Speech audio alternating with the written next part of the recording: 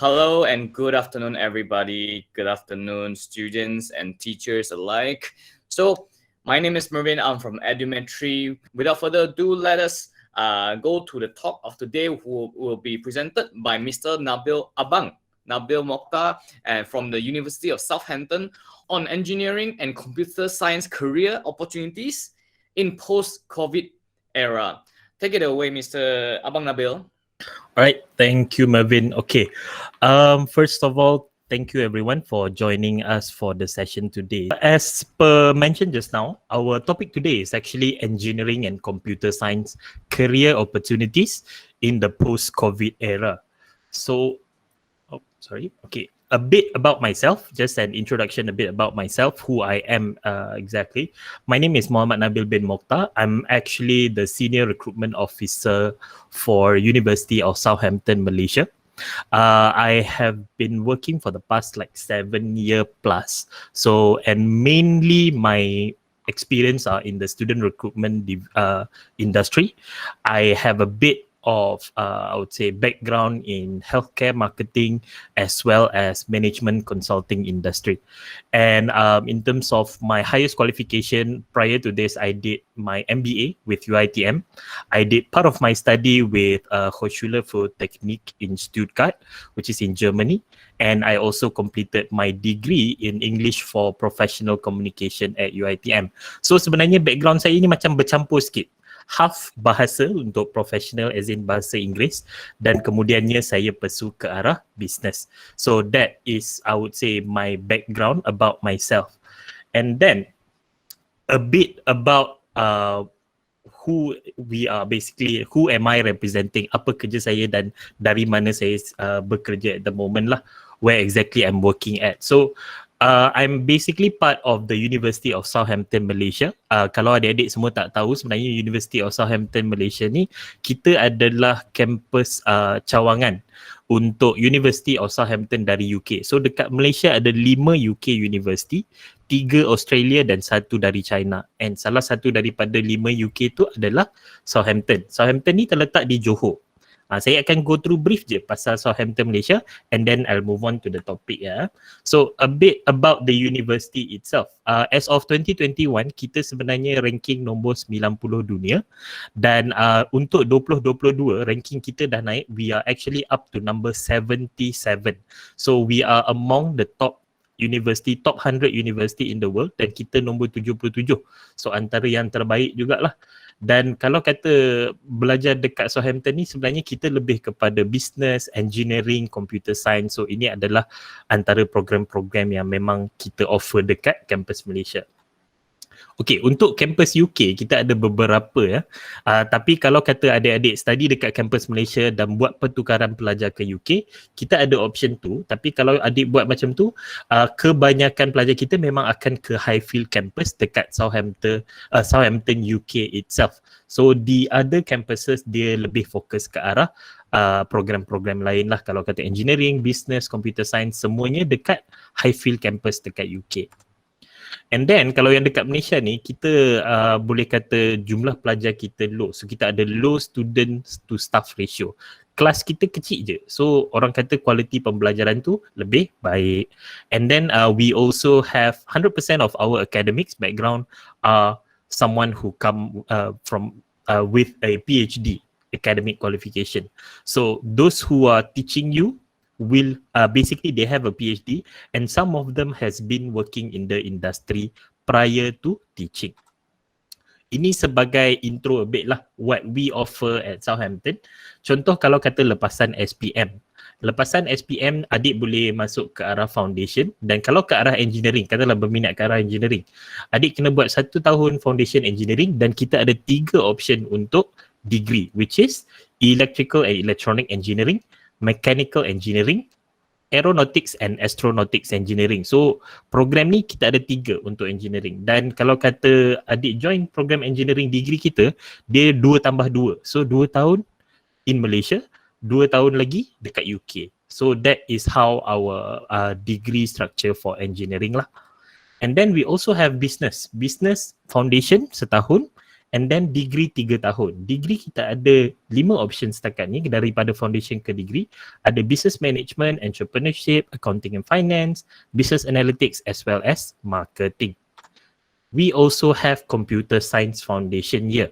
So selepas foundation setahun boleh join computer science degree 3 tahun. Yes, semua ni kalau kata habis dekat Malaysia sekalipun, contoh business degree dengan computer science ni, adik-adik masih dapat lagi degree daripada UK. Kita tak issue certificate sendirilah dekat kampus Malaysia, memang UK yang bagi. Okay. Ini antara orang kata apa, contoh pelajar-pelajar Southampton Malaysia yang dah graduate. So ada kita kalau tengok belah kanan atas tu boleh nampak ada seorang pelajar kita, as soon as dia habis pembelajaran dia yang 2 tahun dekat UK tu, dia dapat tawaran bekerja terus dekat Rolls-Royce UK. Ada juga yang dapat bekerja dekat Dyson UK. Some of them came back to Malaysia and bekerja dekat Intel, Western Digital, General Electric pun ada, and then go to Maybank pun ada. So these are some of the graduates that we have in the past yang dari Malaysia campus. Facility, just a bit of an overlook. So these are some of the facility available. Kita ada sport facility for the student to use. We have our labs and all that. And we also have clubs and society for you to participate during your study years. And this September, actually we are moving into a new campus. So kalau tengok gambar ni, memang kita akan pindah ke bangunan totally new building. Sekarang ni macam kita orang baru dalam proses nak pindah. So it is a totally new building and we are going to operate from the new campus starting this September. So kalau tengok semua gambar-gambar ni memang semua benda sangat baru. Okay, that's that for the introduction a bit about the University of Southampton, Malaysia. So going back to the topic, before I go in further, I want to give you a general idea of what is it like in the global job market as of 2020 and 2021 lah. Okay, so this is actually a report that was compiled by the Organization of Economics Co-development. So this is a mixture of, I believe, 149 countries report where they actually found out since the COVID-19 pandemic hits, almost 20 million fewer jobs are available in OECD countries, including Malaysia, because we are part of the OECD list. And then overall, worldwide, there are over 110 million fewer jobs being offered. So kalau kata 2 tahun lepas, sebenarnya number of working people are higher. I will go into detail for Malaysia later on. So just to give you an idea, globally memang kurang pekerjaan available. So a lot of people are either unemployed or they are unable to secure a job. And then kalau tengok yang tengah tu, nearly 3 million young people are need ataupun makna dia not employed, tak bekerja, tak dalam pembelajaran ataupun tak dalam training program.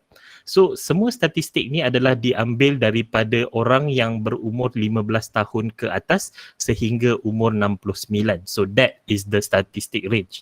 Sama ada awak tengah belajar, awak tengah dalam training ataupun sedang bekerja. So 3 juta dalam masa tahun 2019 tidak bekerja, tidak dalam pembelajaran, tidak juga dalam any form of training. So ramai tau, 3 million tu. And then, kalau tengok balik, if I want to go through one by one lah, kita tengok just a few of the important points. So, not everyone has been able to work remotely during pandemic. As per, macam adik-adik semua tahu, sekarang ni sebabkan MCO, so kebanyakannya bekerja dari rumah. Macam saya dengan Abang Melvin sendiri, as you look at our background, we are working from home. We are still working, tapi ada juga essential services yang perlu bekerja di pejabat.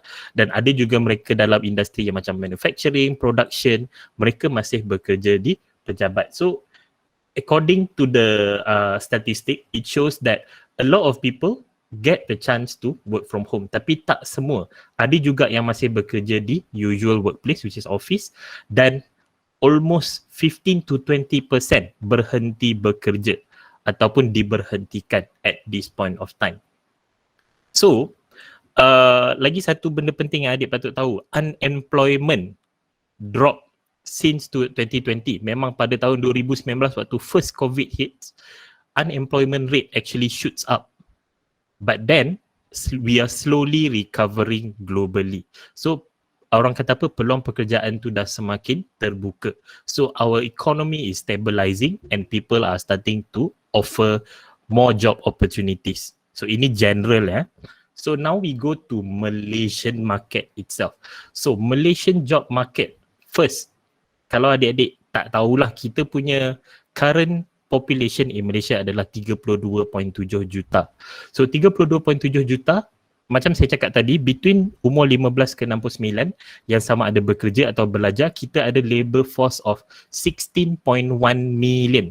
Dan employment rate setakat Mei 2021, 4.5% daripada semua orang yang 16.1 million ni unemployed. Makna dia tak bekerja ataupun tak dalam pembelajaran ataupun tidak dalam apa-apa bentuk training. So it is a slight improvement as compared to last year. Kalau kita compare dengan last year was actually 5.3, which is higher. Tapi kalau adik-adik tengok kat sini, 700,000 ya, tak ada pekerjaan and all that. So we are in the time where that it's a tough time, where a lot of people lost their job, a lot of people are struggling to find a job. So that is an idea of the job market. But then just so you know, it's not all bad news. Contohnya macam saya dengan Abang Mabel, luckily we are still in the group where we get to retain our job. And one thing that you need to know when it comes to how to basically look for a good job security, you need to look at mana pekerjaan yang tak redundant. Saya akan tunjuk contoh-contoh based on report, apa pekerjaan yang upcoming, apa pekerjaan yang redundant. I will go into that and then I will go into detail about engineering and computer science. Tapi kalau tengok kat sini, top 5 industry dekat Malaysia as of 2021, number 1 is actually computer or IT. Number 2 is banking and services. Number 3 is manufacturing and production. Number 4 is engineering, construction or building. Number 5 is education. So our topic today covers 2 out of the top 5 industry, which is up and coming, and these are growing industries. So these are some of the performing industries and they are the one who offers the highest job opportunity for the past 1 or 2 years. This is actually recent data. Ini memang saya buat research sendiri dalam masa seminggu ni saya cari, and these are the current state of the Malaysian job market. And as of 2021, the top performing sectors yang baru tengah naik lagi trending are industrial and logistics sectors. Okay, logistik ni sebenarnya kalau kita tengok disebabkan MCO, as you know lah. So we have a lot more things going around the country in terms of production ke, food ke, apa ke. So that's why it is actually booming at the moment. Okay, this is basically one of the way ataupun cara adik-adik nak tengok apa mungkin dalam masa 3-4 tahun adik habis SPM, lepas tu buat degree and all that. So it's somewhere around 3 to 4 years. Apa yang patut adik tengok in terms of what are the upcoming line of work that you might want to consider lah. Ini bukannya saya suruh ambil yang ni. Tak, this is for you to consider and have a look at it based on our like report made by the World Economics Forum ni. So kalau tengok dekat Malaysia sebenarnya number 1 most emerging I would say job role in Malaysia is data analyst and scientist. So it is one of the highest in demand lah, I would say, job available in Malaysia. Some of which that covers I would say computer science and engineering, macam IoT specialist, digital transformation specialist, big data specialist, ni semua computer science. AI and machine learning, again computer science. Cyber security specialist, computer science. Ini pun computer science. And then renewable energy engineers. So these are baru masuk dalam engineering. So again, top 10, most of them are computer science related job opportunity. Then redundant, makna dia pekerjaan yang mungkin in the future kurang diberi perhatian ataupun kurang diperlukan. I'll tell you why, but based on their data, they say that data entry dah tak perlu. Sebab sekarang ni kita dah ada data management, kita dah ada data scientist, and things can be keyed in by the consumer themselves. Tak payah dah perlukan orang ambil borang manual isi masuk dalam komputer. Sekarang semua orang boleh isi dekat phone, boleh isi kat iPad. So that particular position dah jadi redundant. So if you look through one by one, semua ni adalah pekerjaan-pekerjaan yang possibly will be outdated by the time the technology advance further. So that is just an idea of for you to see what are the things that might be redundant in the future lah. And then one more thing that you might want to look at, and this is something I think is essential for you to know, what are the emerging skills or skills required as a graduate in the future. Antara skills-skills yang employer tengok, emotional intelligence. Emotional intelligence ni contohnya macam how do you cope with stress? Can you cope with a high pace work? Can you cope with a high stress job? Macam mana awak orang kata apa, behave professionally? How can you maintain your I would say self awareness about your job? So that is covered under emotional intelligence. Creativity and originality, initiative, how you actually take up, what's your effort like to push for to complete your job or your task. So ni antara skills yang I would say very important when it comes to looking ahead as a graduate to gain a good advantage when it comes to securing a job in the future. I'll just go to another point, then we move on. Third one, analytical thinking and being innovative. So this is more or less like you need to have analytical thinking. Saya bagi contoh lah, waktu saya first job interview saya, how they test your analytical thinking. Ini memang betul-betul soalan job interview saya waktu saya first kerja. Kerja first saya adalah business analyst, and soalan daripada employer tu, dia tanya saya, how many car are there in Malaysia at the moment as we speak? Ini kita macam time tu saya interview melalui Zoom meeting. So dia tanya saya, dia bagi saya masa 2 minit saja untuk jawab soalan tu. So how I answered the question is this. So based on the population of Malaysia as of 2015, kita ada dalam 30 juta at that point of time. And assuming there are roughly around 60% of Malaysians are either adults or those who can afford to buy a car. Out of those 60%, from the 30 million, the number is 16 million. So estimated amount somewhere around 16 million people, and say each of the 16 million people own one car. So my answer is 16 million. So I've explained how I got the answer, but the person did ask me, how did you get the number? So I explain again, how did I calculate, which is based on 30 million, 60% out of 30 million, roughly around 16 million. So that's how I got the 16 million mark. And why the 16 million? Macam saya cakap tadi, orang yang boleh afford ataupun berada di umur yang boleh beli kereta ataupun dapat dari parents and all that. So that's how I come up with the number. So you need, the question is, the actual question is how you get the number. Itu kira okay, soalan saya masih senang. Saya bagi lagi satu contoh soalan. Kawan saya yang dapat kerja, duduk sebelah saya time kerja dekat office time tu, soalan dia tanya berapa biji bola tenis yang awak boleh muatkan dalam Boeing 727. So that is how tough the question is. They just want you, they don't want the number itself. They want to know how you answer the question, how you calculate, how analytical you are when you answer the question. So the answer is a yes or no answer. It can be right, it can be wrong, but they want to know how hard did you think before you get to the answer.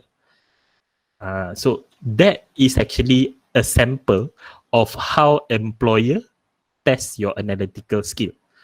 Sampai macam tahap tu ya adik-adik. Nowadays it is tough, but you need to think analytically. Bila nak dapat jawapan tu macam mana?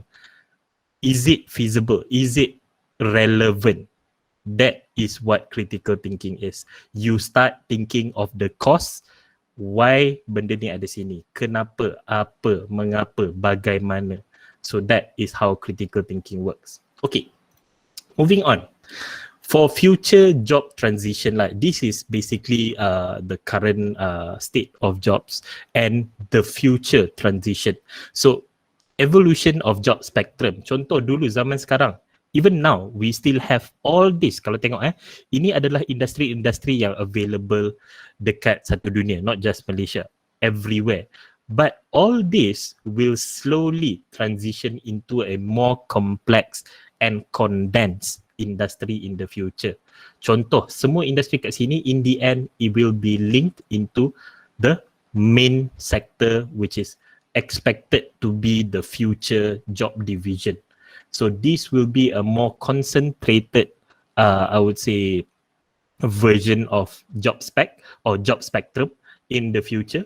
Contoh macam kat sini human resource, sekarang kita panggil human resource, but in the future, even now, some companies has called this as people and culture.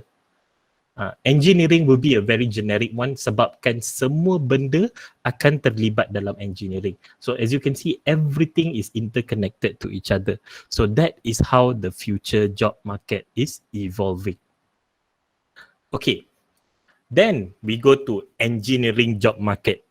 Okay, so after a quick survey, and I did a lot of research reading around and all that, I even interviewed a few of my friends who are an engineer. So these are some of the most in-demand engineering jobs as of 2021. Dan contohnya macam trending bila saya sebut 2021 ni, this trend is usually on demand for the next 4 to 5 years, and even if it changes, there might be like nombor 1 turun sikit, nombor 3 naik atas macam tu. These are some of the line of work that you might want to consider in the future lah. Okay, number 1 is automation and robotics engineering.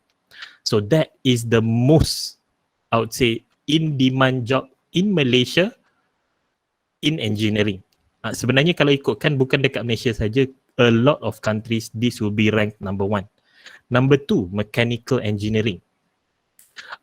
Mechanical engineering ni sebenarnya sangat general. Kalau kata saya nak go through one by one, sekejap lagi saya tunjuk how engineering can break into a lot of sectors. Saya akan tunjuk satu-satu lah. And then civil engineering. Civil engineering ni banyak, dia sama ada construction. A lot of people think that, oh, civil is about construction of building. Tak juga. Civil engineering can be, awak nak cakap pasal, I would say, in terms of road, like road construction pun boleh. Tak semestinya just bangunan, rumah boleh, bangunan boleh, jalan boleh, even a city planning will need a civil engineer to be part of the project. So there are a lot of involvement in sub-sectors. Electrical engineering. A lot of people say electrical engineering, so kiranya jadi technician ke? No, not necessarily. Nowadays, electrical engineering have a lot more breakdown. Contoh, electrical engineering sebenarnya ada salah satu breakdown dia sebagai AI. So AI can fall under electrical engineering as well. A lot of people doesn't know this sebab kebanyakannya skeptical ingatkan electrical engineering ni, oh, kiranya nanti baiki buat elektrik and all that. No, as an engineer, you are not the one who is doing the job. Engineer are the one who supervise, plan and design the job. You are the one who monitor. Awak tak buat kerja. Awak basically tengok, approve, and then you do the design. You are the one who plan everything out from the higher point of view. You are not the person who actually goes in. What you learn is how to do it, but in the end, you will learn a higher perspective where you learn on how to design it. How can this design benefit in terms of effectively execute the energy? How can it be done this way? Will it be more efficient this way? That is what an engineer do. So sebenarnya awak ni bukanlah orang yang buat kerja dekat construction site, bukanlah orang yang buat kerja on that point itself. Itu sebenarnya tersendiri. Ada juga engineer yang sanggup turun padang dan join buat kerja, ada. But your job scope is actually the one who supervise and monitor. That is an engineer.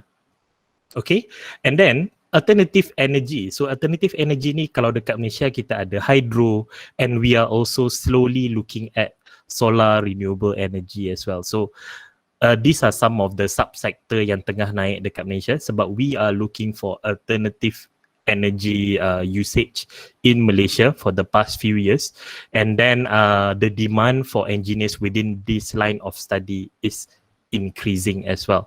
Mining engineering masih ada, kita masih lagi ada mining activities in Malaysia tapi dah tak besar macam dulu. As of now, more or less mining engineering is very, kalau dekat Malaysia ni very related to oil and gas lah. Itu kalau ikutkan the current job market. But there are still other type of mining. Macam contoh coal mining, there are a few like other like elemental minings and all that. Not necessarily you are looking at oil and gas. Dekat Malaysia banyak sebenarnya mining project. And then project engineering. Project engineering ni dia lebih kepada supervising or project planning. So dia selalunya project engineering ni dia lebih kepada master's level ataupun engineer yang dah bekerja lama, dia dah ada banyak experience, so dia dah lebih senior. So they are the one who were appointed as project managers. But nowadays there are specific degree or master's program yang ke arah project management. So these are the guys where they did their engineering degree and then they pursue either masters or even professional qualification ke arah project management. So another point to note about engineering in Malaysia, there is a major drop in demand for oil and gas in the past 4 years. There is a drop, tapi the oil and gas industry is still ongoing. Masih ada. Cumanya kebanyakan pelajar dah tak sambung ke arah oil and gas sebab dia takut, sebab dengar if I recall correctly 3 years ago kot yang Petronas, BHP, everyone is retrenching, dia buang pekerja. So at this point student yang tengah study pun tukar degree lain sebab dia orang takut dengan industri ni. So there is a drop disebabkan apa yang terjadi 3-4 tahun lepas tu sampailah sekarang sebenarnya. But looking ahead, sebenarnya oil and gas is still there and it is still I would say a stable industry as of now. Sebab hari tu drop tapi sekarang kita dah stable balik. Harga minyak dunia dah okay balik, dah stable balik. So yes, the oil and gas opportunity is still there, but this is more or less what was reported for the past 4 years.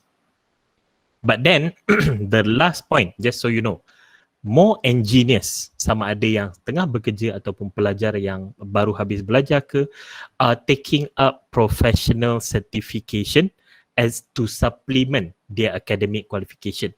Contoh, ada yang ambil PMP. PMP ni adalah Project Management Professional. Dia macam sijil khas untuk project management. Awak kena ambil test, awak kena ambil kelas. Kalau awak pass, baru awak akan dapat professional title which is a PMP. So, diorang dah ada degree engineering. Tapi, to strengthen their background untuk dapatkan kerja yang lebih baik, kebanyakannya ambil PMP. Ada juga yang ke arah OSHA ataupun Occupational Safety and Hazard. Ni adalah lebih kepada semua bidang pun perlu ada safety officer. Walaupun dia dalam background engineer, dia ambil sertifikat ni untuk memudahkan dia dapat kerja dalam any company sebab company in the end they still need someone from the safety line. So kalau engineer ni ada both engineering background and safety I would say certification, dia boleh buat dua kerja at the same time. So this is actually more or less there's a good and bad lah, sebab diorang hire awak sebagai engineer dan dalam masa yang sama awak akan kena buat planning and everything for safety and health. So it depends. Some people they went to go this far to get the job that they want.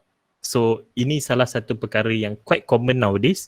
And then ada juga yang engineer yang ambil MBA which is a Masters for Business sebabkan dia nak naik pangkat. Kebanyakan managerial position kalau dalam engineering line pun perlukan Masters, dan disebabkan dia orang dalam operation side, so kebanyakannya ambil MBA disebabkan dia orang nak knowledge on how to operate a business. Sebabkan dia orang selama ni belajar engineering, very technical I would say knowledge, then they want more business operational side punya knowledge. So that's why they take up business studies.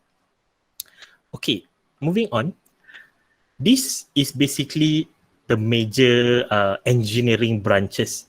Kepada yang berminat engineering tu, kalau rasa selama ni confused, if you look at this, I believe you will be more confused lah. Sebab kalau tengok memang banyak. Sebenarnya computer science pun ada termasuk dalam orang kata apa general engineering branches. If you look here, got civil, electronics and com, tool engineering, environmental engineering, transportation engineering. So bila kita cakap pasal engineering ni, bukannya electrical saja, mechanical, oil and gas. Ini adalah saya bagi typical Malaysia kalau cakap nak jadi engineer buat apa? Oil and gas ke?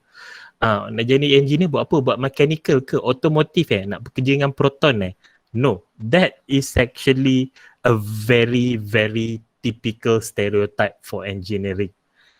If you look at this, these are the options that you have.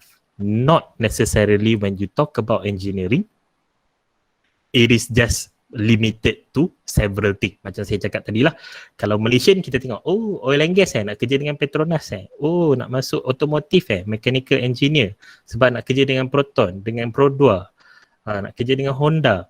And then ada lagi, apa lagi yang common? Electrical engineering, nanti nak kerja dengan TNB kalau communication masuk telekom Those are some of the big players in Malaysia, but remember there is a wider spectrum.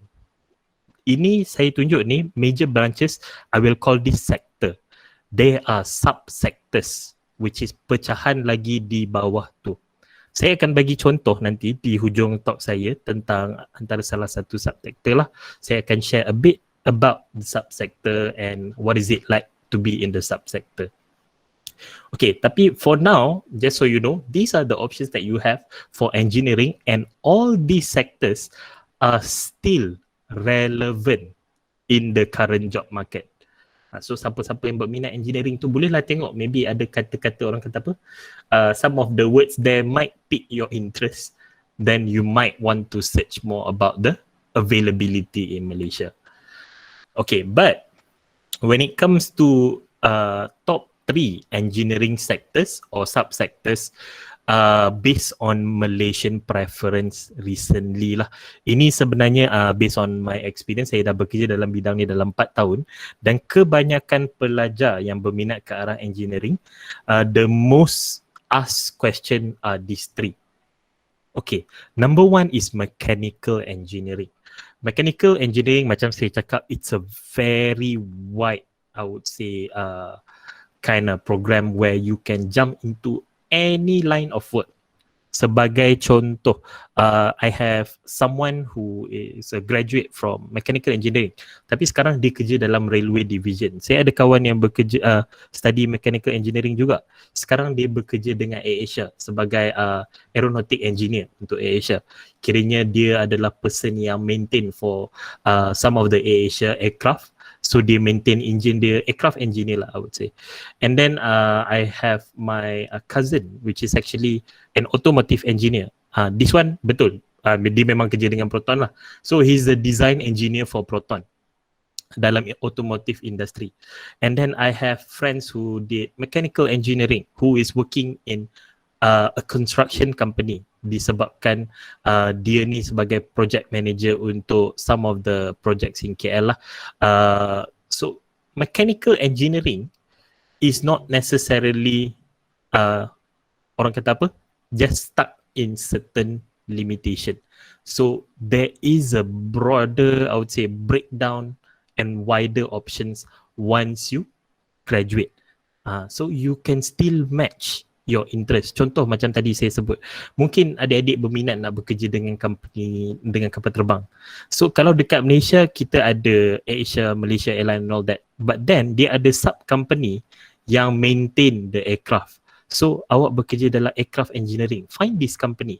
Mungkin awak minat ke arah tu, awak ambil mechanical engineering, yes, you can still go into this company. Tak semestinya awak kena ambil macam saya tunjuk tadi, dekat Southampton ada aeronautic. Aeronautic pun dia ada breakdown. Awak study aerodynamics ke, awak study I would say telecommunication, awak study aerospace engineering, dia ada pecahan. So same goes for mechanical engineering. Bila graduate nanti, they are a wider spectrum. So but currently I would say it is the number 1 most asked question about engineering in terms of preference for Malaysian lah. Number 2, saya pergi dekat electrical engineering dulu sebelum saya ke mechatronic ya. Okay, electrical engineering, again like I said, not necessarily when you go into electrical engineering, awak jadi person yang buat kerja orang kata apa macam technician and all that. You are the one who monitor, supervise, come up with the design, come up with kalau tengok dekat situ, nampak tak dia tulis design and develop, supervise manufacturing, evaluate electronical components and processing troubleshoot. You are the person who come up with the design, and then kalau ada issue, you are the one who run the troubleshooting process and find the solution. And these are done, bukan kata bila awak engineer tu awak seorang je. You are working in a team of engineers and you have your own team who will do the job. So electrical engineers again tidak sahaja duduk di dalam orang kata apa macam power and energy. Electrical engineering can still go for communication, satellite engineering, you can still go there. You can also go for contoh macam one of the things that I know of lah at least is in railway engineering there is a signaling subdivision. Railway engineering tu dah subdivision dah, dia pecah lagi bawah, signaling, specifically untuk check macam kalau kata train ni sampai dekat station ni, GPS detect and send the data to the HQ. Oh, train nombor 3 dah sampai contoh Kelantan.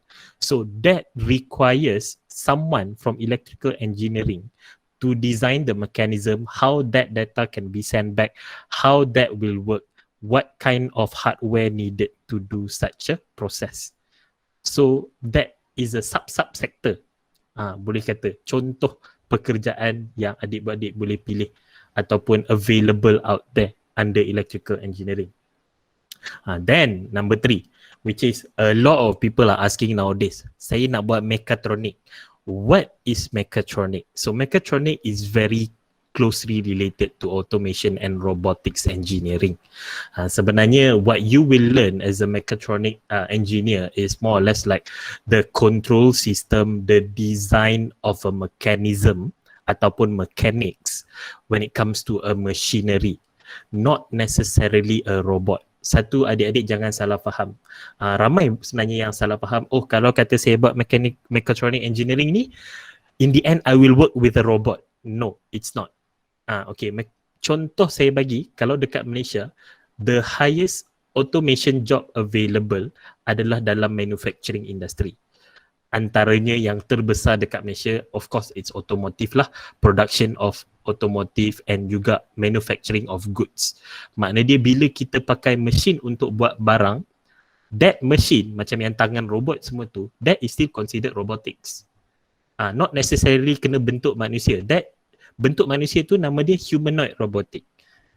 You will study on how the coding was done, how it is designed to work, how will it work. So that is a general, I would say, meaning of mechatronic. Bukannya bila mechatronic ni it's robot, tak. You are looking at the bigger spectrum. How does the thing work? How does the design work? The coding, you will learn on how the mechanism work. These are mechatronics.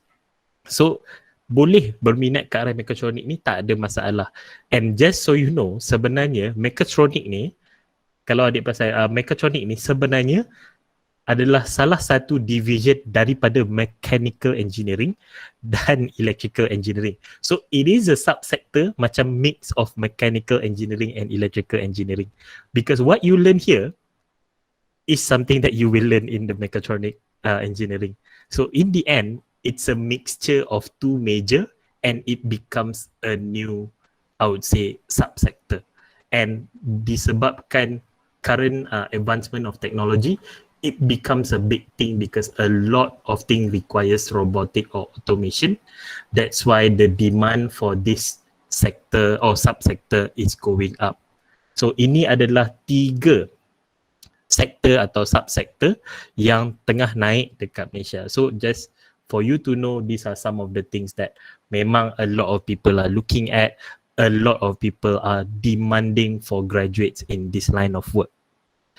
Okay, moving on. Kita ke computer science pula. Computer science dekat Malaysia. As of now, I give you top 6. Number 1 is data science and machine learning. So when I say data science and machine learning, in the sense that data science is data management, data analytic, and data, I would say, interpretation. Dia sebenarnya kalau kata sebut data science ni, I'm not sure whether you guys are familiar, but they are the one who basically kita panggil data scientist. These people, kalau diorang dapat a set of data, contoh macam cuaca dalam masa sebulan, from there they can compile a report. Dalam bulan Februari ataupun cuaca dalam setahun lah, senang saya nak buat ni. So from that report, diorang boleh predict what will happen next year. Within the same month, will we encounter similar temperature atau mungkin hujan yang sama banyak. So they will look at the data, they will analyze them, and at the same time they will look at whatever changes happens and do a prediction and analyze them to do a prediction in the future what will happen and what is the best practice. Contohnya, kalau bulan April, according to the data, it will seems that it will rain a lot. So this might happen again next year. So awak tahu, tahun depan, bulan April dah kena standby. Mungkin the chances of rain are high disebabkan data sebelumnya. Itu how it is presented lah. I'm not saying that that is your job. So it is a sample of how data is processed. Okay, then cyber security. Cyber security is more or less more towards your I would say personal data protection, how a website is secured. Contoh letak password dengan username. How can you deter hacker from doing so? Sebenarnya cyber security ni satu awak dengar hacker, tapi hacker ni ramai orang cakap, oh hacker ni benda tak baik nak buat. Actually there are licensed hacker out there. Mereka yang habis belajar cyber security, ada yang dapat kad atau certificate. Nama dia licensed hacker ataupun ethical hacker. So these guys, diorang boleh dibenarkan. Kadang-kadang ada company yang hire diorang ni untuk check their security system. So your job is to try and hack the company security system and you are paid for it. So not necessarily hacker is bad. So there are type of hackers. So that falls under cyber security. And then you got risk analyst. Again, this is very closely related to data science, but this is more related to our current emergence of insurance industries. So risk analyst, dia sangat diperlukan sebab dia memang banyak berkaitan dengan data and calculations. And actually, these are some of those that are highly demanded in the insurance industries at this point of time. We also have IoT professional, Internet of Things. Kalau saya nak go through Internet of Things ni banyak sangat sebenarnya. Basically, Internet of Things is how you perceive interconnected things. Contoh macam sekarang you have your phone ada Spotify, but then your house ada Alexa ataupun Google lah dekat TV, ada Google TV ataupun any form of Amazon punya I would say product where you play the Spotify on your phone, it will be played throughout your house because that is a connected device. Macam Bluetooth ke kereta. So you can pick up your call using your car now. So that is a connected device from your phone to your car. So these are part of the Internet of Things. So it is more or less like a system or a infrastructure where everything is interconnected.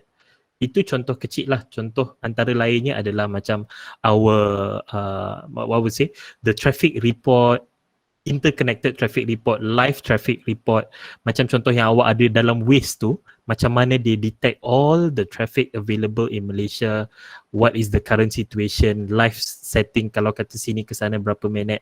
That is actually very related to IoT disebabkan data is being transferred at a live rate to the other person and the people who manage the data. That is considered IoT. Sebab kalau kata saya nak go through in detail, memang banyak. So there are a lot of sectors under that. So I'll just go through to the other one. Cloud security, AI specialist. AI specialist, as you know, is the consciousness of artificial make individual lah, I would say. We'll say system lah, not individual yet. So it is more or less how can a computer process what data that we have and interact with us as if it is another point of view. So that is what we are looking at in terms of AI. But then for the past few years, there are high demand in all this line of work, and it is expected to do so for the next, I would say, still not just 5 years. I think more or less 10 years, the demand for computer science graduate will be that high. And data processing, data management, and data analytics are some of the high performance subsectors as of 2021. Okay, this is just to show you what kind of job spectrum which is available under computing. So kalau tengok, 60% of the recent job market under computing memang dia lebih ke arah system analysis, software development, database admin, network or sysadmin, support specialist, and then 2.3% lah others macam encoders and all that lah. Kalau kata others ni banyak breakdown dia, but mainly software development, and the second one is support specialist. So these are some of the highest IT or computer science related job available recently. And the top 3 sectors or subsectors based on Malaysian preference as of now. Number 1 is data science, where students actually go for data science degree, data analytics studies, and it is one of the highest on-demand program in Malaysia, either in terms of the degree itself dekat university, ataupun kalau keluar sana, kalau kata cari kerja, yes, there is a high demand in terms of data scientists for any sectors, engineering ke business ke, there are a lot of demand for it. And then number 2, we have machine learning. Machine learning again, okay, the reason why I put machine learning and AI to next to each other, sebab ramai yang bertanya pasal AI. Tapi kalau adik-adik pesan dekat slide saya tu, dalam machine learning, there is an AI. AI is actually under machine learning. So you are the one who come up with the system for data mining, algorithm classification, learning, neural networks, deep learning, and autonomous machine learning. So this is the system, the overall system that you are looking at, and AI is actually part of the machine learning studies. So some people wanted to focus solely on AI, which is a subsector under machine learning. But yes, we do have that as one of the top 3. But yeah, these 3 are basically some of the programs or on-demand topics that was actually pursued by Malaysian for the past 3 to 5 years. And if you want to consider this kind of line of study, I would say it is a good thing, because again, it is on demand and it will be going so for the next 3 to 5 years and even up to 10 years. I believe machine learning and AI will still be there. Data science will always be there because it is needed in all of the industry available at the moment.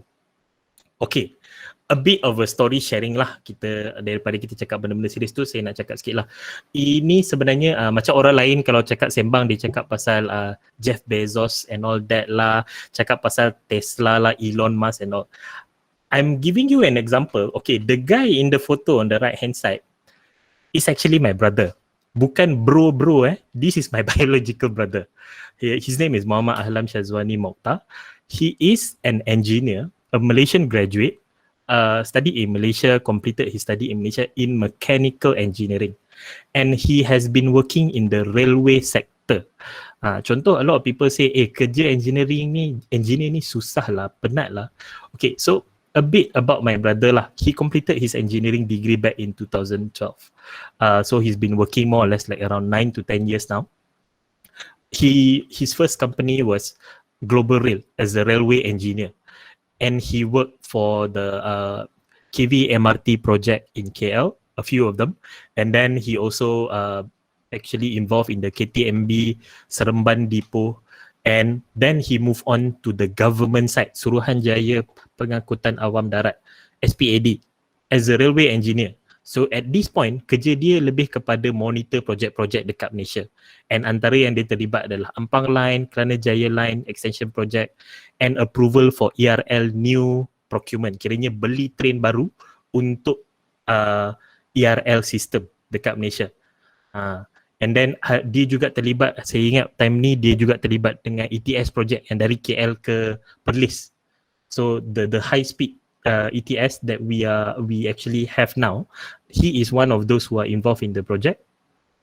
And currently, he is the assistant manager for Railway Engineering Division at Mood McDonald.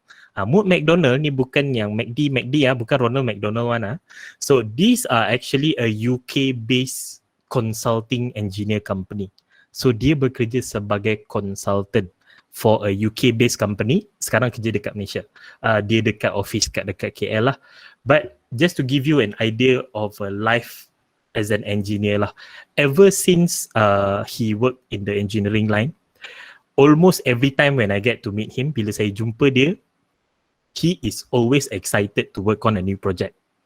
He is always learning something new.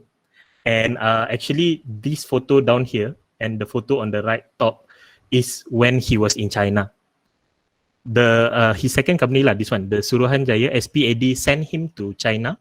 To be specific, Chuzhou, China high-speed rail company, to go and check the train punya stock dekat sana sebelum dia bawa ke Malaysia.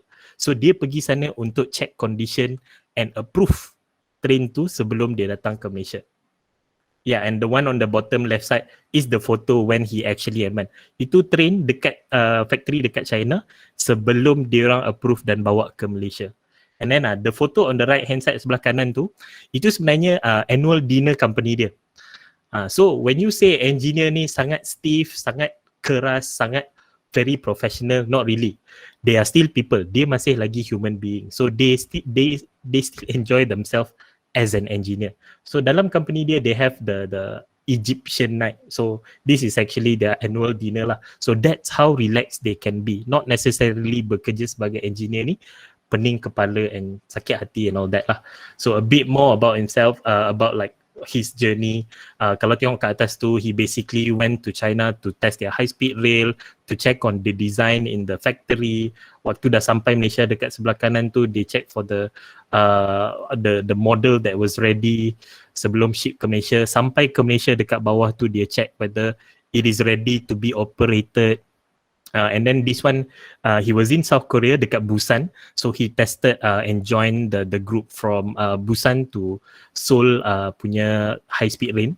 So he actually joined the group of engineers to test, to join lah, to experience the high speed rail available in South Korea. So when you say engineer, dia bukan sekadar bekerja tengah panas dekat site. Memang ada, but not all the time. They still get to experience other things. And his advice to me, for those who are looking at engineering, you don't simply look at the stereotype given by people. Macam saya cakap tadi, automotive Proton, automotive je kena kerja dekat ataupun Pro2, ataupun oil and gas, Petronas, Shell, itu je. No, there are a lot more options as an engineer that you can choose from. And it is a very enjoyable journey. This is literally what he told me. Actually, I asked for his permission to get all these photos to be shared. And he literally said, being an engineer is fun. There are times when you struggle because of the amount of work. But most of the time, you will meet someone new with a greater knowledge and you learn things along the way. That is not just in the engineering line, to be honest. Even for me, even Abang Mervin, we have that experience every day in life where we meet new people, we gain more knowledge along the journey. Okay, last but not least, I want to share a bit about the job market. Sorry lah, lebih daripada masa yang kita bagi, tapi this is more or less like the tips from myself to you guys when you are going for job hunting in the future. This is just for you to know the hard truth. Sebab buat masa ni saya tak rasa kebanyakan orang akan bagi tahu you guys on this. What you see out there in the job market, job posting available apa yang awak nampak adalah 25% sahaja daripada pekerjaan yang sebenarnya available. A lot of people say tak ada kerja lah sekarang. Yes, because you are just looking at the 25% available for you to search online. Number 2, which is 15% are headhunters. Headhunters ni, kalau tengok kat sini, job posting kepada Jobstreet lah, LinkedIn lah, ada macam apps mau kerja lah, all those kind of things. Headhunter, dia sebenarnya ada company macam Michael Page, Hayes and all that. Okay, I'm basically trying to show you something like this. This is Michael Page. It's a recruiting company that basically you can actually go to. Dia macam contoh, Petronas hire Michael Page untuk cari, saya nak engineer dalam bidang ni, find me someone. That is a headhunter. So headhunter consists of 15% of the job market. Selalunya headhunter ni dia lebih terlibat kepada higher position lah, managerial and above. Jarang ada yang lower position. Tapi yes, there are 15% of them within the job market. 45% networking. Ini kalau kata kita Malaysian cakap kabel lah. Basically, minta macam mana you dapat kerja ni? Kabel. So, it's either personal connection or professional networking. So, when it comes to this, contoh macam saya kenal Mavin. Contoh abang Mavin tiba-tiba dia kata, Nabil, dekat company I ada opening you nak apply tak? Kalau you nak apply, forward to me your resume, I pass to my boss. That is still considered networking and he is my professional network. Salah ke tak? Tak salah, because we put the effort to know each other. So you can't say it's wrong. Kalau kata macam pakcik-pakcik semua tu, itu I don't know lah. But for professional networking is actually something common. Ataupun kalau kata personal networking pun, maybe your friend ada opening at his company. Before it was posted out, he told his friend, bro, there's an opening at my company. Nak apply tak? Kena ni dengan kau punya degree. That is considered personal networking. So yes, that consists of 45% of the hidden job market. Remember that. And then the last one is internal. Internal ni basically macam dalam company saya ada position yang lebih tinggi. Contoh sekarang saya senior executive, ada manager opening. And then HR person cakap kepada mereka yang berminat boleh apply. So macam saya kiranya saya apply untuk position manager. Internally, kita tak post kepada public, kita post kepada staff sahaja. That is an internal opening. So these are some of the things that you can make use of. And if I go to the next one, basically it's what can you expect in the engineering and computer science career line lah. In the next 3 to 4 years, we are slowly rebounding from the recent drop of the job market, and it is expected that after 4 years time we should be fully recovered. That is where most of the major project currently is still ongoing, but it is slow process. So we are expecting in 4 years time everything will be right back on track and the economy stabilizes. That's when things will be booming again like before the pandemic time. Okay, and demand for candidacy more towards high tech literate. So you must know a lot of you must have a high tech literacy lah. Macam you are used to technology.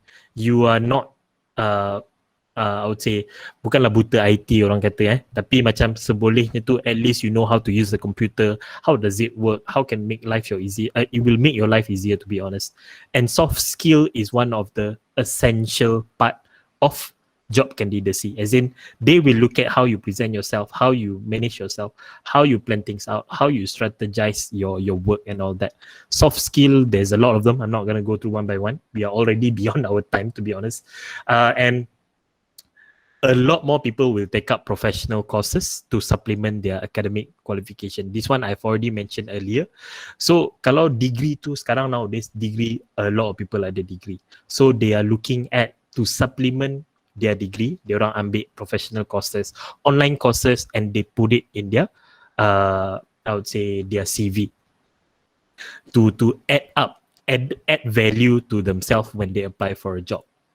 And recommendation, lastly, when it comes to preparing yourself towards your career goal, regardless as in computer science or engineering, education-wise, selepas SPM, selepas TPM, UEC, or if you guys are Form 4 and all that, self-study the information on the education pathway to fit your career goal. Find the right degree that you can actually go for. Find the right, I would say, program, university yang fit apa yang awak target in the future. Seek for formal professional assistance. Macam Mr. Mervin told earlier, diorang ada orang kata apa, personality test that can fit you to what's your strength are like. So you can actually do that and check what is your strength. Whether your strength is towards computer science, whether your strength is towards engineering, what type of engineering, then seek for the right person. Bukan Mr. Google and Mrs. Yahoo lah. Please avoid doing that. Boleh, tapi you need to look for the right, I would say, page. So in order for you to do so, might as well find someone like us or find your counseling teacher. They would know better because they are an expert in that field. Soft skill improvement nowadays, you can do so online, either paid or free. YouTube lah, TikTok lah, memang ada. It's just that you guys are not looking at the right thing. Find the informational channel and follow them. Then you will get knowledge along the way. So, bila saya kata informational videos ni banyak sebenarnya. So, you just need to find the right one that you think is knowledgeable as a common knowledge that will be beneficial for your career path or educational path. Job seeking tips, just now like I showed you, like we have platform like JobStreet, LinkedIn, company website, connection, either personal or professional, and salary expectation. Okay, I'm gonna drag my screen just now. Job seeking tip. Contoh macam korang ada Facebook, betul? Ada Instagram. LinkedIn is actually a professional page. Dia sama macam Facebook tapi lebih kepada professional use. Contoh macam saya buka. This is my LinkedIn profile. So it lists out my experience, where have I been working at, apa semua, and then bila apa education saya, apa license and certification or training that I have done, and some are the endorsement of skills that I've been endorsed by others, language like I would say language proficiency. So saya ada English, Malaysian and a bit of Indonesian. Yes, I can speak a bit of Indonesian sebabkan kerja saya. Publication, apa jenis publication yang saya dah buat. So this is a professional kind of Facebook. This is where you can get professional networking, and also you can do job hunting here. So these are the job hunting part where you can actually search for job. This is JobStreet, very similar to LinkedIn but very focused on job hunting. And when it comes to salary expectation, bila awak nak apply kerja, berapa nak minta gaji?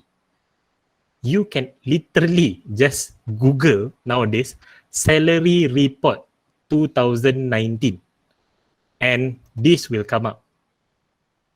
And you can compare the job itself. Contoh, awak nak tengok fresh graduate, habis degree nak apply kerja. Engineering, page 220. Computer science, page 213. So kita scroll. 213. Bawah sikit. Terlajak lah. Building construction, sorry. Computer science. Ini untuk fresh graduate dalam computer science or IT field. Kalau bekerja dalam industri mana, berapa gaji dia zaman sekarang? Kalau dekat northern region macam Kedah, Perlis, central region like KL, Selangor. So awak boleh tengok berapa gaji yang orang dapat kalau dia bekerja dalam IT punya line, IT graduate dalam bidang apa. Contoh dia bekerja dalam construction ataupun IT consulting companies. Awak boleh minta sampai 3,500 sebagai fresh graduate. Dan paling rendah, try not to get below the market average, which is 2.4. Kalau di offer bawah 2.4, carilah kerja lain. Macam tu lah. Tak adalah kata tu. Tapi if you are desperate, it's up to you lah. But you can find this information easily online nowadays. Make use of the information available. It's for your own good. You just search for the keywords. Very simple. Salary Guide Malaysia. Bukan guide lah, basically report is better. Just need to know the right keyword to search. Report Malaysia Job Street. See? Terus, nombor 2, keluar yang tadi. That is how easy it is to find information nowadays. Okay? So, start planning your career pathway at an early stage. And last but not least, choose a job that you love and you will never work a day in your life, because once you love what you do, you will never feel tired and you will enjoy what you are doing. Okay, I believe I saw a question just now. Yeah, by Joe Lim. Joe Lim from MOE says that what does a chemical engineer specialize in? Okay, chemical engineer specialize in. It depends, because if I were to go through, okay, I'll stop presenting first lah, because we are more or less in the discussion stage already. Okay, chemical engineering, there are a lot of breakdown. If you look at it, you can actually go for pure chemical studies to become a researcher. You can also go for pharmaceutical industry, where chemical engineers are needed. For them, macam contoh Pfizer, Sinovac and all that, the COVID-19 things, it is actually a work of scientists in the line of pharmaceutical scientists as well as chemical engineers, because you are still playing around with the materials and also the scientific part of it. So yes, they are chemical engineers who went into that line of work because they have the background. So biomedical pula, biomedical, it's actually, it is a mixture of biology and pharmaceutical, to be honest, because what you are looking at under biomedical division is production of pharmaceutical products. Sebabnya kalau dekat Malaysia ni sebenarnya, I know one university that offers this, which is Newcastle University Malaysia, which is my neighbour here in Johor. They have a very specific line of study. Kalau tengok courses apa yang awak belajar adalah basically biology. How will this chemical effects the biological states of a person? Yeah. How will this affect this certain way? How will this symptom leads to this? And what are the things, or what are the chemical mixture can be used to cure these kind of things? It doesn't necessarily works as a drugs for human. It can also be a drugs for other things like poultries, macam chicken and all that.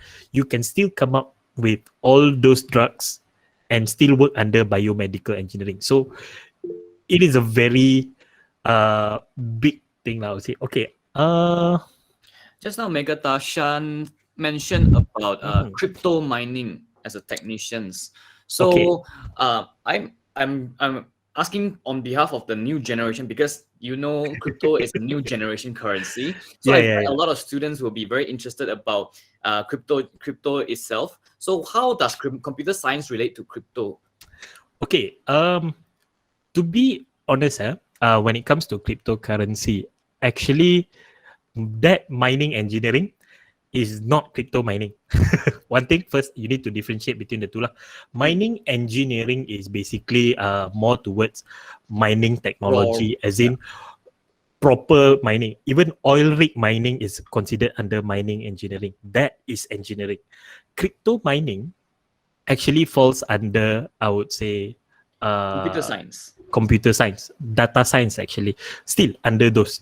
But crypto mining is more towards blockchain studies, where you are looking at if you look at crypto mining as a point of a miner, actually what you need is the technical stuff. Correct, you need the IT background in order for you to learn about the system, how to set things up in terms of the software, in terms of the hardware itself.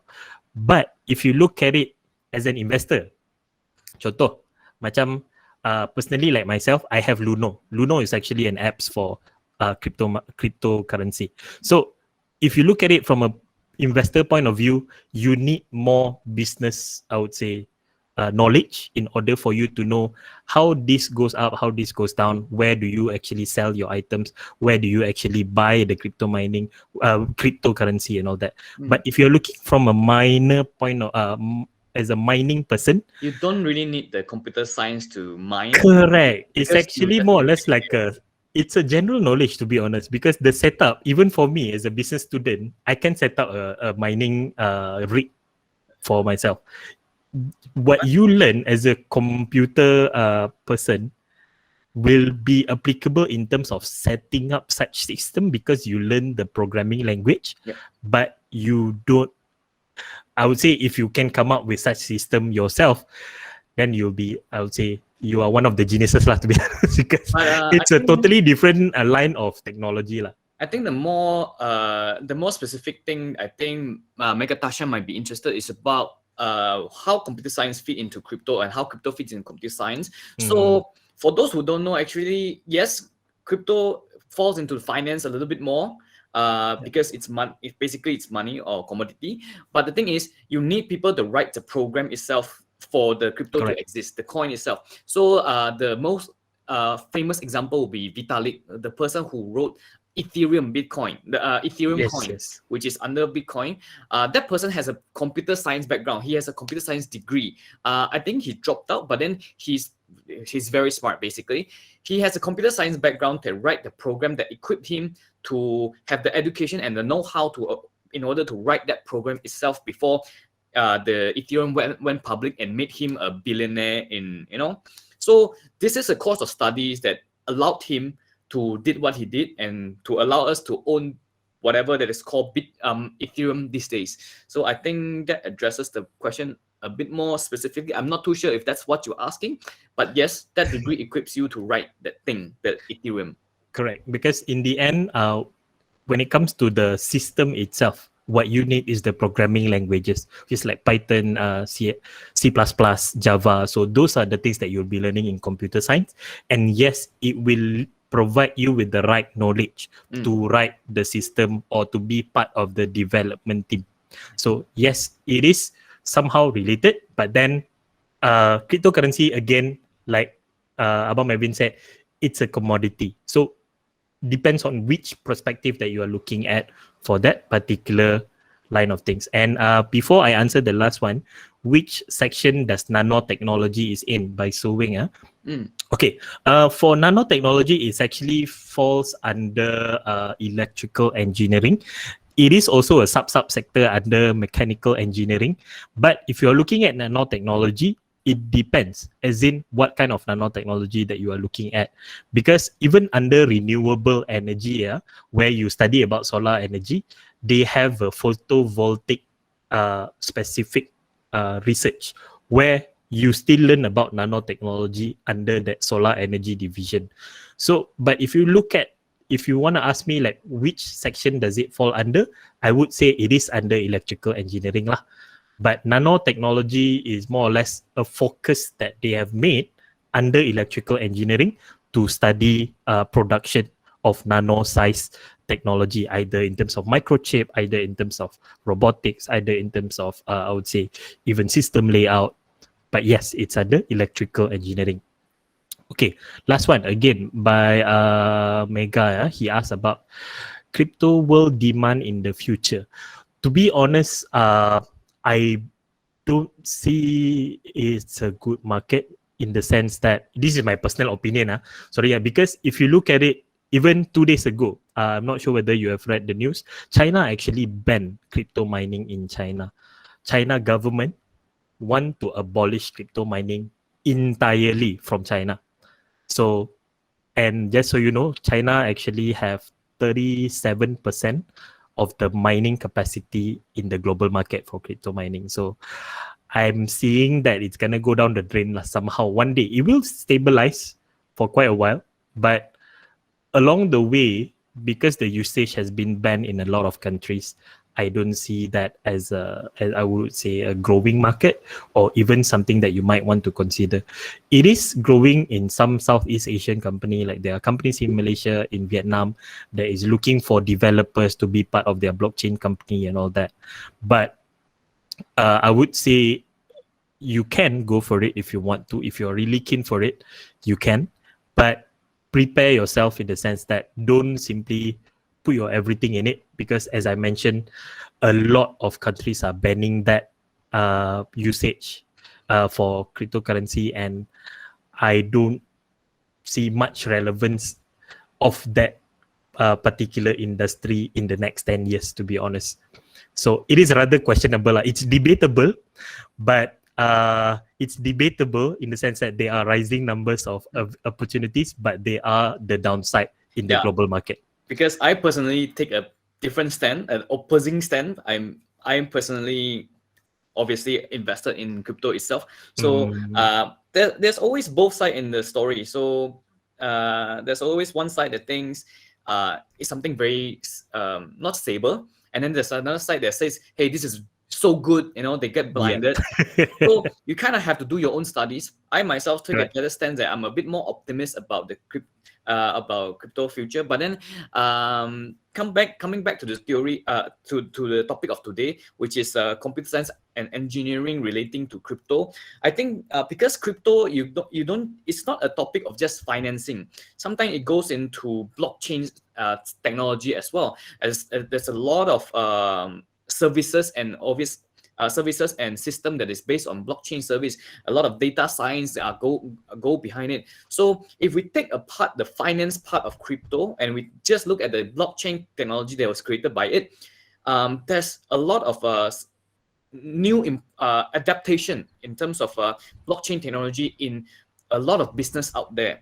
So, for example, there can be data blockchain. How they store, how a hospital would store, information from different hospitals. They can collect their data into one hospital. So when one person got into an accident, they can refer into data. These kind of things. These are part of blockchain technology as well, and this requires computer scientists and even engineers to able to make this happen.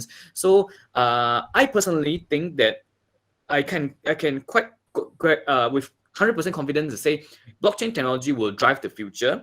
Whether or not cryptocurrency will drive the future or not, that's up to Correct. debate.